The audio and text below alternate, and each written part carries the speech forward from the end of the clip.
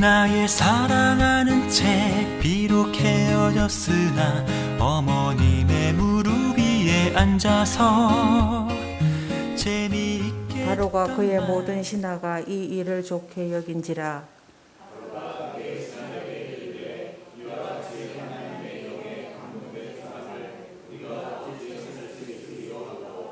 요셉에게 이르되 하나님이 이 모든 것을 내게 보이셨으니 너와 같이 명철하고 지혜 있는 자가 없도다.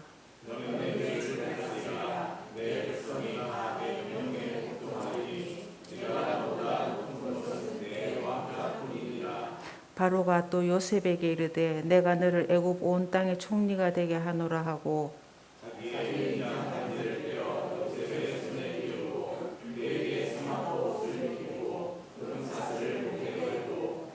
자기에게 있는 버금 수레에 그를 태우매 무리가 그의 앞에서 소리 지르기를 엎드리리라 하더라. 바로가 그에게 애굽 천국을 총리로 다스리게 하였더라.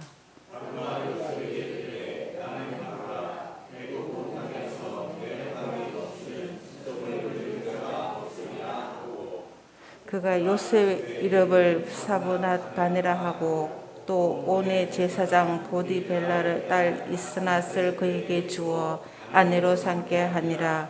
요셉이 나가 애굽의 땅을 순찰하니라. 아멘.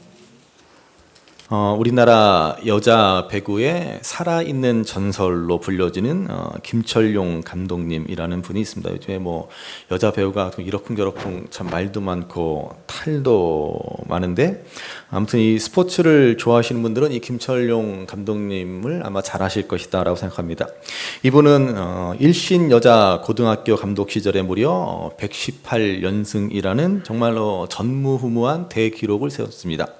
이 기록은 배구뿐만 아니라 우리나라 구기 종목 역사상 단일팀 최고의 연승 기록이라고 합니다. 118연승. 예.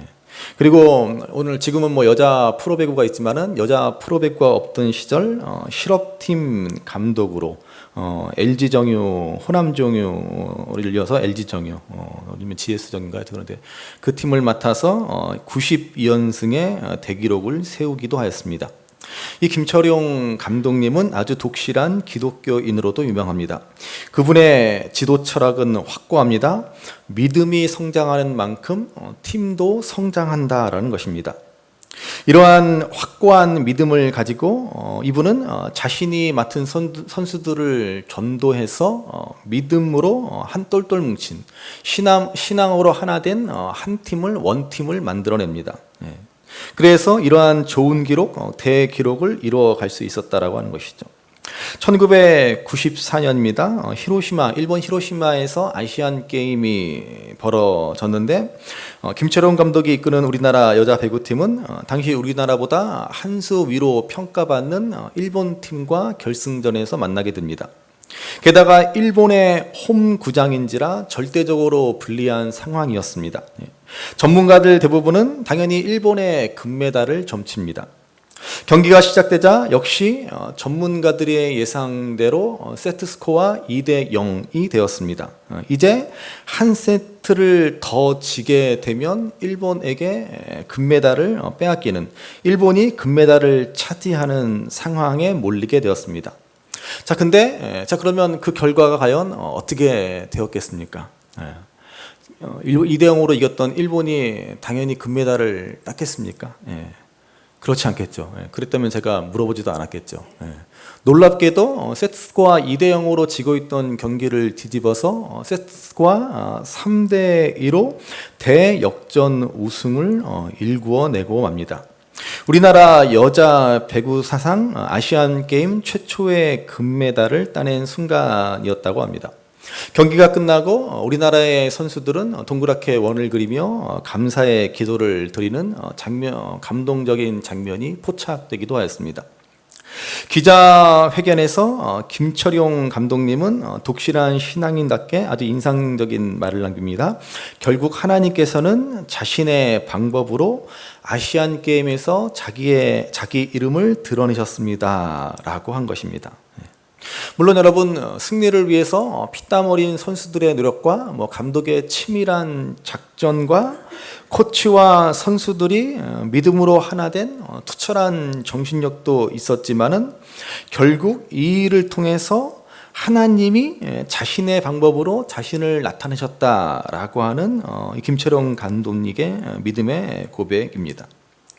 자, 우리가 계속해서 요셉을 보고 있는데 요셉을 통해서 우리가 보는 것이 바로 이것입니다. 하나님께서 자신의 방법으로 요셉을 이끌어 가십니다. 이를 통해 결국 하나님의 이름을 드러내십니다. 하나님의 뜻을 이루어 가시는 것입니다. 그렇지만 여러분, 한 가지 우리가 잊지 말아야 할 중요한 사실이 있습니다. 하나님의 뜻을 따라서 하나님의 역사 가운데 모든 일들이 진행되고 있지만, 그러나 요셉은 그 하나님의 뜻에 합당한 믿음의 반응을 보였다라고 하는 것입니다. 그래서 하나님이 주신 꿈, 하나님의 구원의 역사, 하나님의 뜻이 이루어졌다라는 사실을 우리는 기억해야 합니다. 여러분, 그 줄탁동시라는 말이 있습니다. 병아리가 알에서 부화되어 알을 깨고 나옵니다.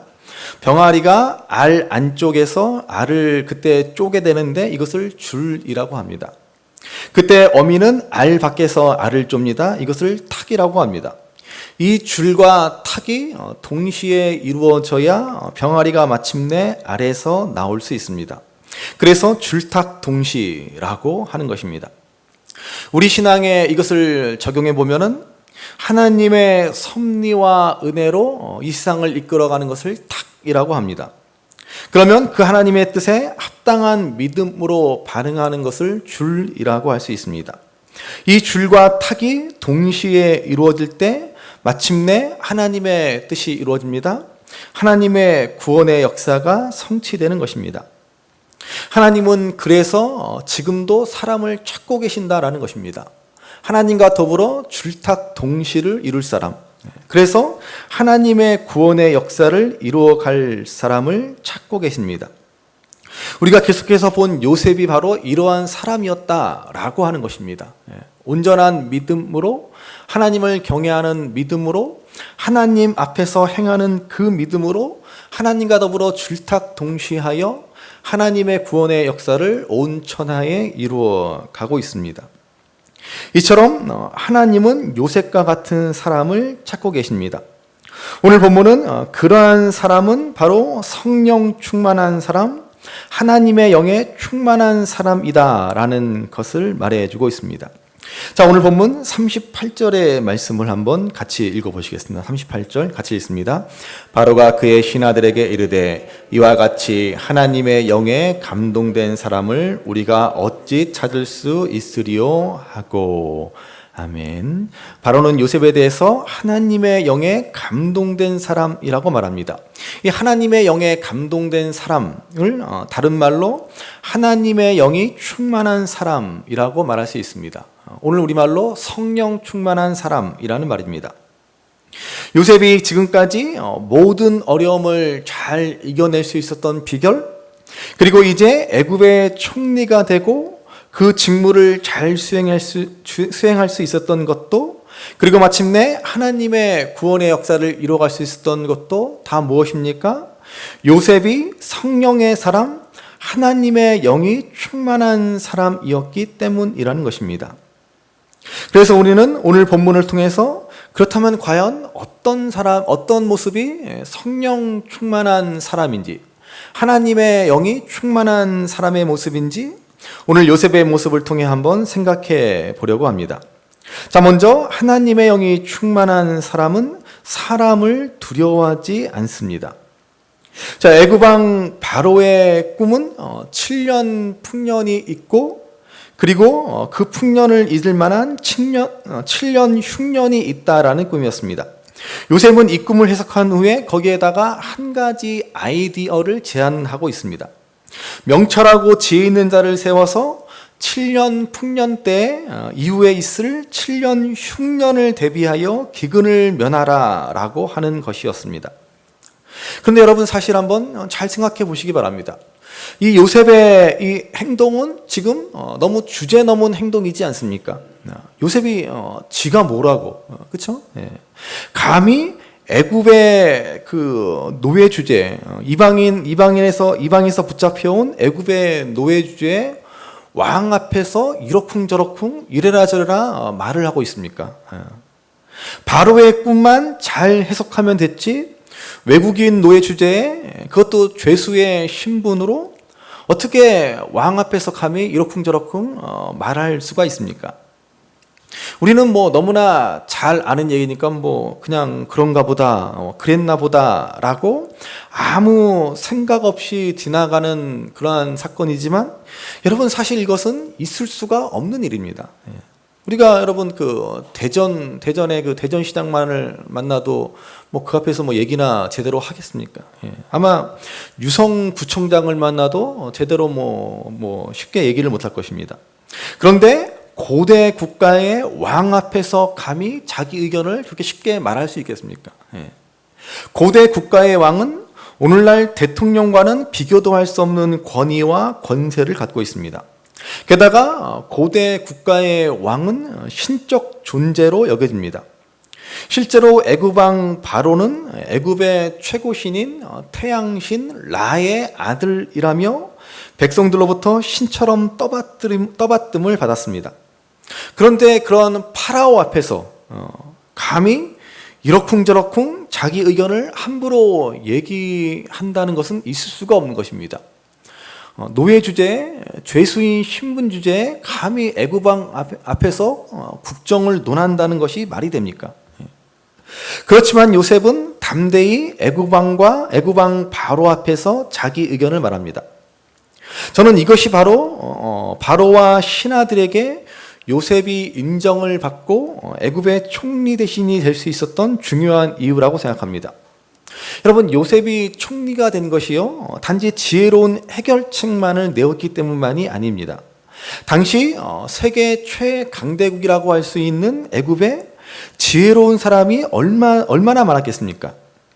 그런데 바로와 신하들이 한낱 히브리 노예를 뭘 보고 그렇게 홀딱 반합니까? 그렇죠? 막 요셉의 말을 듣고 막 바로와 신하들이 그것을 너무나 좋게 여깁니다. 말 그대로 바로와 신하들이 지금 요셉에게 홀딱 반했습니다. 그 이유가 무엇입니까? 요셉의 지혜도 놀라웠지만 그의 담담하면서도 당당한 모습을 보았기 때문이라는 것입니다.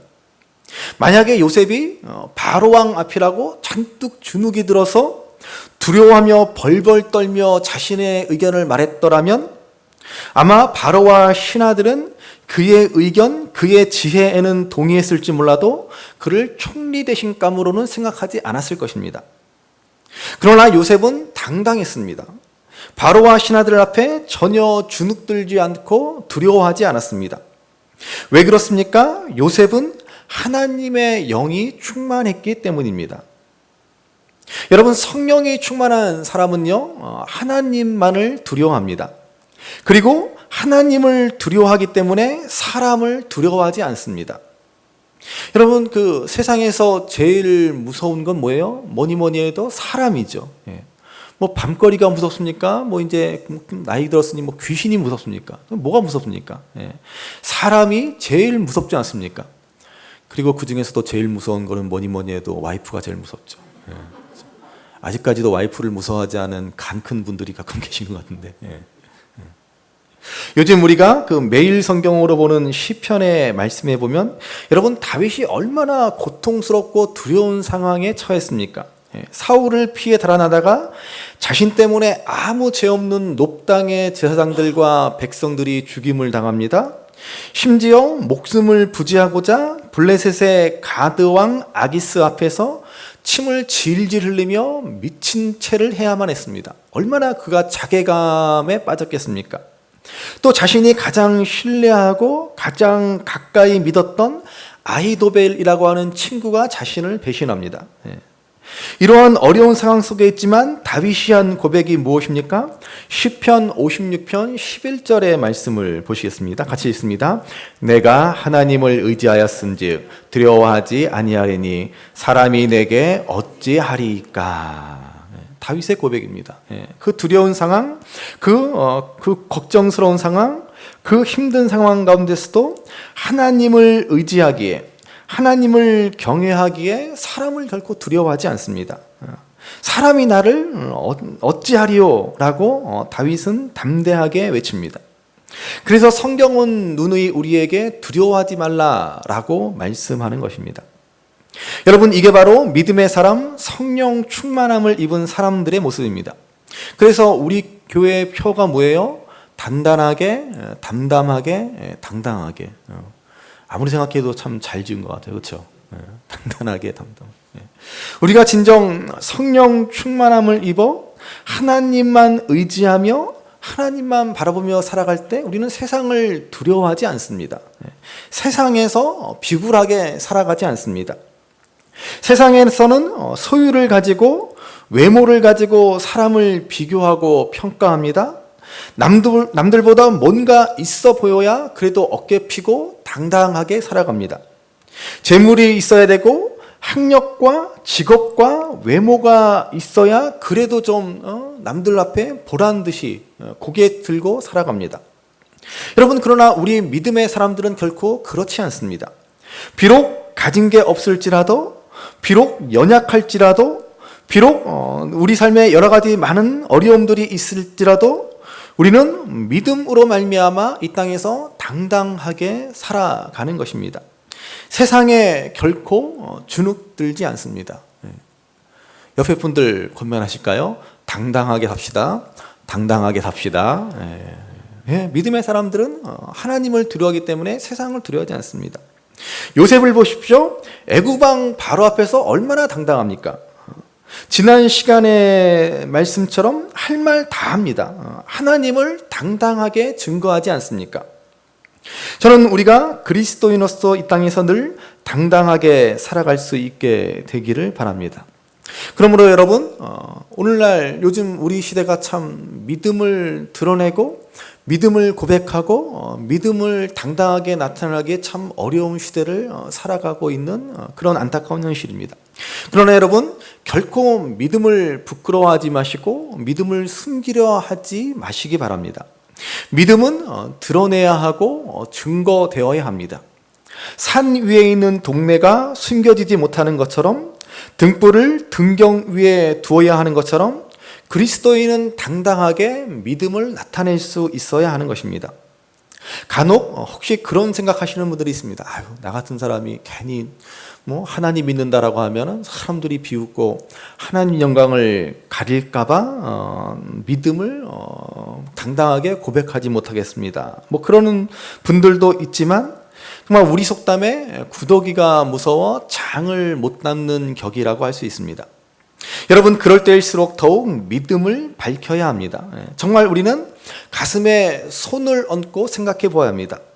과연 나는 하나님의 영광을 가릴 것이 두려워 믿음을 드러내지 못하는 것인지, 아니면 내가 손해보고 어려움을 당하고 핍박을 당할까봐 믿음을 감추려고 하는 것인지 한번 잘 생각해 보아야 합니다. 후자의 경우라면 우리는 여전히 사람을 두려워하고 세상을 두려워하고 있는 것입니다. 우리는 당당하게 믿음을 고백하고 그리고 그 고백대로 하나님의 백성답게 살고자 힘써야 합니다. 우리 입술의 고백은 우리의 삶을 통제하고 이끌어가는 힘이 있다라는 사실을 기억하시기 바랍니다. 우리가 믿음을 고백하게 된다면, 우리가 입술로 주님을 고백하게 된다면 그 고백을 따라, 그 입술의 말을 따라서 살아갈 수 있는 힘을 얻게 될 것입니다. 여러분, 2000년 기독교 역사에 신앙을 고백하지 않고 신앙인답게 살아간 사람은 단 한 사람도 없습니다. 믿음은 반드시 고백되어져야 하는 것입니다. 여러분, 진정 믿음으로 살기 원하십니까? 당당하게 사람들 앞에서 하나님 믿는 사람이라는 사실을 나타내시기 바랍니다. 그렇다고 묻지도 않는데 그냥 내가 먼저 가서 나 하나님 믿어 그럴 필요까지는 없겠죠. 그러나 믿음을 감추려고 해서는 안 된다는 것입니다. 담대하게 믿음을 고백하십시오. 그러면 이제 하나님의 백성답게 살아가게 될 것입니다. 이렇게 우리가 당당하게 하나님의 자녀로서 살아간다면 그때 오히려 사람들은 우리를 인정하게 될 것입니다. 그야말로 하나님과 사람 앞에 인정받는 삶이 되는 것입니다. 여러분, 세상 사람들이요 괜히 우리를 비웃고 우리를 핍박하고 우리를 조롱하는 것이 아닙니다. 우리가 믿는 사람답게 살지 못하기 때문에, 우리가 당당하게 믿음을 고백하고 빛과 소금으로 살아가지 못하기 때문에 그들은 실망하고 그들은 비난하고 조롱하는 것입니다. 그러나 우리가 당당하게 믿음을 고백하고 그 믿음대로 살고자 한다면 그들도 우리를 인정하게 될 것입니다. 오늘 당당한 믿음의 태도로 요셉이 왕과 신하들에게 인정을 받은 것처럼 우리가 믿음으로 당당하게 살아가면 사람들로부터 인정받게 될 것입니다. 바로와 그의 신하들이 요셉에게 반한 것처럼 사람들이 우리에게 반하게 될 줄로 믿습니다. 옆에 분들 권면하실까요? 사람들이 홀딱 반하는 삶이 됩시다. 사람들이 홀딱 반하는 삶이 됩시다. 그렇게 여러분 요셉처럼 하나님의 영이 충만하여 사람들을 두려워하지 않는 당당한 믿음의 삶을 살아가시기를 바랍니다. 두 번째로, 하나님의 영이 충만한 사람은 시대를 분별하는 지혜가 있습니다. 여러분, 요셉은 꿈을 해석하는데 그치지 않고 사실은 시대를 분별하고 있는 것입니다. 지금은 어떤 시대이며 앞으로 어떤 시대가 닥칠 것인가 하는 것을 요셉은 바라보고 있습니다. 이처럼 하나님의 영이 충만한 사람은 시대를 분별하는 삶을 살아갑니다. 여러분, 세상은 육신의 영, 사탄의 영이 가득합니다. 그래서 로마서 8장 5절 6절은 이렇게 말씀하고 있습니다. 로마서 8장 5절 6절 같이 읽습니다. 육신을 따르는 자는 육신의 일을, 영을 따르는 자는 영의 일을 생각하나니 육신의 생각은 사망이요 영의 생각은 생명과 평안이니라. 아멘. 여러분, 오늘날 이 땅의 사람들은 육신의 것을 생각합니다. 육신의 영에 사로잡혀 있습니다. 무엇을 먹을까? 무엇을 마실까? 무엇을 입을까에만 관심을 쏟습니다. 결국은 사망으로 치닫는 것입니다. 그러나 요셉은 어떤 사람이었습니까? 그는 하나님의 생각으로 가득 차 있습니다. 어렸을 때부터 요셉은 하나님께서 주시는 생각과 꿈을 가지고 있었습니다. 요셉은 늘 하나님 앞에서 행하는 사람이었습니다. 어떤 일을 만나든지 하나님과 연관지어 생각하는 버릇이 있었습니다. 그래서 애굽의 노예로 팔려가는 그 인생의 깊은 절망에서도 낙심하지 않습니다. 보디발의 아내의 유혹에서도 결코 넘어지지 않습니다. 감옥에서도 그는 억울함과 원망과 좌절로 쓰러지지 않습니다. 그 속에 하나님의 뜻이 있음을 바라보았기 때문입니다. 여러분, 이것이 바로 하나님의 영이 충만한 사람의 모습입니다. 그래서 로마서 12장 2절은 우리에게 이렇게 말씀해 줍니다. 로마서 12장 2절 말씀 같이 읽습니다. 너희는 이 세대를 본받지 말고 오직 마음을 새롭게 함으로 변화를 받아 하나님의 선하시고 기뻐하시고 온전하신 뜻이 무엇인지 분별하도록 하라. 아멘. 우리가 이 악한 세대를 본받지 않고 성령으로 충만한 사람이 되면 하나님의 선하시고 기뻐하시고 온전하신 뜻이 무엇인지 분별하는 삶을 살아가게 됩니다. 요셉은 하나님의 영이 충만한 사람으로서 지혜가 충만하고 통찰력과 분별력이 있었습니다. 그런데 여러분, 이 로마서 12장 2절의 이 말씀의 이 분별하다라는 의미를 우리가 잘 알아야 합니다. 이 분별하다라는 말의 의미는 헬라어로 도키마조입니다. 이 도키마조를 헬라어 사전은 이렇게 정의합니다. 어떤 것에 대해 조사와 시험을 해보거나 실제로 사용해 봄으로써 그것이 진짜인지 아닌지를 알려고 노력하다라는 것입니다. 여러분, 우리가 하나님의 뜻을 그렇게 쉽게 알 수 있다면 얼마나 좋겠습니까? 지난 주일 말씀드린 것처럼 하나님의 뜻은 쉽게 우리가 알 수 있지 않습니다. 우리가 하나님의 뜻을 함부로 운운하는 것을 그래서 조심해야 한다라고 말씀드렸습니다. 정말 신중하고 깊이 생각해야 하고 기도와 말씀 가운데 알아야 합니다. 그런데 이 도키마조라는 이 뜻은 그 정도가 아니라 실제 행동으로 실천하여 아는 것을 말합니다. 실험과 시험과 실습을 통해서 정말 그것이 하나님의 뜻이 확실하다라는 사실을 실증해내는 것이 바로 도키마조 분별하는 것입니다. 그러니까 여러분, 성령 충만하여 하나님의 뜻을 분별한다라고 하는 것을 오해하지 마시기 바랍니다.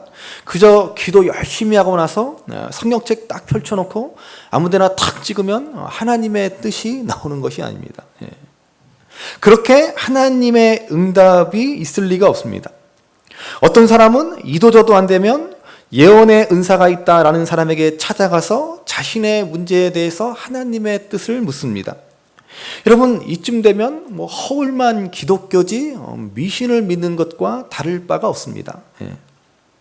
물론 여러분, 이런 역사가 없는 것은 아닙니다. 제가 여러분들에게 참 말씀드리기 조심스러워서 여태까지 한 번도 말씀 안 드렸는데요. 제가 우리 교회 처음 청빙 받아올 때 신령한 은사가 있다는 분의 얘기를 건너 들었습니다. 저 멀리 미국에 있는 분이에요.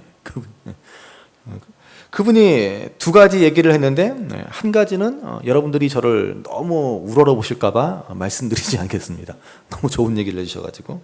다른 한 가지는요, 그분이 이런 말씀을 하시는 거예요. 그분이 제가 우리 교회를 청빙받아 올 때 오게 되는데 이상하게 단추가 반만 채워졌다라는 것이에요. 그래서 무슨 뜻인가, 무슨 말인가, 그냥 별로 의미심장하게 듣지도 않고 그냥 한 귀로 듣고 한 귀로 흘렸는데, 지금은 대충 무슨 말인지 알 것 같습니다. 단추가 반만 채워졌다 그럽니다. 아무튼 이렇게 기도하는 중에 하나님의 음성을 듣는 일도 일어난다는 것입니다. 직접적인 음성을 듣기도 하고, 요셉처럼 꿈을 꾸는 분도 있고, 마음에 섬감처럼 갑자기 찍히는 계시를 받는 분도 있습니다. 성경을 읽는 중에 매일 하는 큐티 가운데 어느 날 갑자기 말씀이 내 마음을 크게 흔드는 경우도 있습니다. 마치 나에게 하시는 하나님의 말씀으로 들려집니다. 그렇지만 여러분, 그것이 하나님의 뜻을 분별하는 전부가 아닙니다. 하나님의 뜻을 분별한다는 것은 반드시 도키마죠. 반드시 행함으로 실천되고 실증되어야 한다는 것입니다. 사도 바울은 이것을 에베소서 5장 16절에서 18절 말씀에서 이렇게 말합니다. 에베소서 5장 16절 18절 같이 읽습니다. 세월을 아끼라, 때가 악하니라. 그러므로 어리석은 자가 되지 말고 오직 주의 뜻이 무엇인가 이해하라. 술 취하지 말라. 이는 방탕한 것이니 오직 성령으로 충만함을 받으라. 아멘. 자, 성령 충만해서 주의 뜻이 무엇인지 이해하는 사람은 어떤 사람입니까? 먼저 술 취하지 말아야 합니다. 옆에 분들 우리 간곡히 권면하실까요? 술 취하지 맙시다. 술 취하지 맙시다. 자, 중요한 것은 세월을 아끼라는 것입니다. 여러분, 성령 충만하여 주의 뜻을 분별하는 삶은 세월을 아끼는 것입니다. 이 악한 시대에 빠져서 정신없이 술 취하듯 살아갈 것이 아니라 세월을 아껴야 한다라는 말입니다. 그러면 도대체 어떻게 해야 세월을 아낄 수 있습니까? 가는 시간을 여러분 잡을 수가 있습니까? 세월을 아낀다라는 이 말은 시간을 절약한다라는 말이 아니라 시간을 건져 올린다라는 뜻입니다. 누구에게나 시간은 24시간이 주어집니다. 그러나 그 시간을 건져 올리는 사람이 있습니다. 시간에 그냥 떠내려가는 사람이 있는가 하면 어떤 사람은 시간을 건져 올립니다. 다시 말하면 시간 가운데, 주어진 시간 가운데 주도적인 삶을 살아간다라는 의미입니다. 여러분, 이 주도적이라는 말이 참 중요합니다. 스티븐 코비의 유명한 책 성공하는 사람들의 7가지 습관 가운데 가장 중요한 첫 번째가 바로 주도적이 되라는 말이지 않습니까? 이게 무슨 말입니까? 남들보다 앞장서서 남들 앞에 나서서 일을 해라, 그런 말이 아닙니다. 주도적이 되라라는 말은 한마디로 책임감을 말합니다. 모든 일을 책임감을 갖고 임하라라는 것입니다. 여러분, 이런 사람이 성공하는 사람이고, 이런 사람이 바로 세월을 아끼는 사람이고, 이런 사람이야말로 진정한 리더입니다. 남들 앞에서 나선다고 리더가 아니고 얼마나 그 모임, 그 공동체에 책임감을 가지고 참여하느냐 하는 것입니다. 그 사람이 비록 말은 없고 평소에는 잘 드러나지 않고 앞에 나서지 않아도 진짜 책임감을 갖고 그 공동체에 참여하는 그 사람이 진짜 그 공동체의 리더이고 주인인 것입니다. 요셉이야말로 바로 이러한 세월을 아끼는 주도적인 사람이었습니다. 지금까지 우리가 보아온 대로 요셉은 애굽의 노예로 팔려 있을 때나 보디바의 집에서 노예로 있을 때나 감옥에 갇혀 있을 때나 그는 늘 세월을 건져 올리는 삶을 살았습니다. 책임을 가지고 주도적인 삶을 살았다는 것입니다. 여러분, 이러한 모습이 바로 시대를 분별하며 하나님의 영이 충만한 그리스도인의 모습입니다.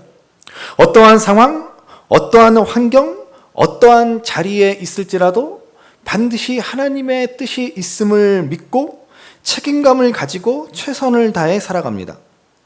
그래서 요셉은 세월을 낭비하지 않았습니다. 자신의 처지를 비관하고 원망하며 무책임하게 살지 않았습니다. 비록 노예이고 억울하게 감옥에 갇혔을지라도 그는 주도적으로 살았습니다. 그는 그래서 어디에 있든지 항상 리더가 된 것입니다. 결국에는 애굽 총리라는 공식적인 리더의 자리까지 오르지 않습니까? 특별히 여러분, 감옥에서의 요셉의 모습을 한번 생각해 보시기 바랍니다. 요셉이 갇혀있던 감옥은 그야말로 왕궁의 죄수들, 고관들이 들어오는 곳입니다. 그곳에서 하나님이 요셉을 훈련시키고자 하신 것이 아니겠습니까? 그렇지만 요셉이 시대를 분별하지 못하고 하나님의 뜻을 생각하지 못하고 세월을 아끼지 않았더라면 그게 다 무슨 소용이 있었겠습니까? 그냥 원망과 불평과 좌절로 세월을 다 보내버리고 말지 않았겠습니까? 그러나 요셉은 세월을 건져 올리는 사람이었다는 것입니다. 거기서 애굽 왕궁에서 벌어지는 모든 일을 듣고 배웠을 것입니다. 애굽의 국정은 어떻게 돌아가는지, 애굽 왕 바로는 어떤 사람이고 어떤 것을 좋아하는지, 거기서 애굽의 모든 경제, 정치, 사회, 문화의 모든 영역에 대해서 날마다 학습하였습니다. 사람들은 모르는, 세인들은 모르는 애굽 왕실의 깊은 얘기까지도 들을 수 있었을 것입니다. 그리고 그런 이야기를 들을 때마다 내일처럼 관심을 갖고 생각했다라는 것입니다. 여러분, 사람은 내일이 아니면 관심을 갖지 않습니다. 요셉과 같은 형편이었다면 더더욱 그럴 것입니다. 그러나 요셉은 그곳에서도 다른 사람들의 일에 관심을 갖고 함께 고민하고 해결책을 생각하는 사람입니다. 그래서 요셉은 술 맡은 관원장과 떡 굽는 관원장이 꿈을 꾸고 나서 고민에 쌓여 있을 때 그들의 얼굴에 근심이 가득한 것을 보고 무슨 일이 있느냐 하며 먼저 말을 걸고 그들의 꿈을 해석해 주지 않습니까? 바로 이렇게 요셉은 주도적으로 행동합니다. 여러분, 이런 사람이 진짜 리더입니다. 우리 교회에도 보면은 남 일에 참 관심 많고 막 이분저분 막 남 일에 참 관심을 표시하는 분이 많습니다. 정말 저는 좋은 일이다라고 생각합니다. 여러분, 뭐 괜한 오지랖이다라고 생각하지 마시고 서로 이렇게 관심을 가지셔야 합니다. 서로 묻고 서로 얘기하고 서로 고민을 나누고 기도할 수 있어야 한다라고 하는 것이죠. 뭐 세상처럼 가십거리로 그냥 넋두리만을 늘어놓기 위해서 그런 것이 아닙니다. 함께 아파하고 함께 고민하고 함께 기도하기 위해서 우리는 서로에게 더욱 관심을 가져야 하는 것이죠. 이것이 바로 주도적인 삶을 살아가는 사람이고, 이것이 바로 책임감을 갖고 살아가는 사람이고, 이런 사람이야말로 진정 리더라고 하는 것입니다. 그런 의미에서 우리 옆에 분들과 한번 권면하실까요? 우리 오지랖 좀 넓혀봅시다. 우리 오지랖 좀 넓혀봅시다. 예. 서로 그렇게 좀 관심 가져야 됩니다. 여러분, 요셉은 보디발의 집에서나 감옥에서나 세월을 허송세월하지 않았습니다. 그래서 그 결정적인 순간 바로왕 앞에 섰을 때 그의 진가가 발휘됩니다. 그의 지혜뿐만 아니라 그의 당당함, 그리고 감옥에서 익힌 그의 모든 것들을 통해서 그의 표정과 말과 행동으로 다 그 모든 것이 드러납니다. 이것은 바로 요셉이 하나님을 온전히 경외하였기 때문에, 하나님의 영에 충만하였기 때문에 나타난 결과인 것입니다. 그리고 마침내 요셉은 애굽의 총리가 되었습니다. 총리가 되었어도 요셉은 여전히 세월을 아끼는 삶을 살았습니다. 하나님의 뜻이 무엇인지를 생각하고 총리로서 최선을 다합니다. 그래서 본문 뒤에 45절, 46절에도 보면은 요셉은 애굽 온 땅을 순찰하며 그 맡겨진 일에 최선을 다했다라는 것입니다. 그러므로 저와 여러분들이 성령 충만함으로 시대를 분별하는 삶을 살아야 합니다. 여러분, 세월을 아껴야 합니다.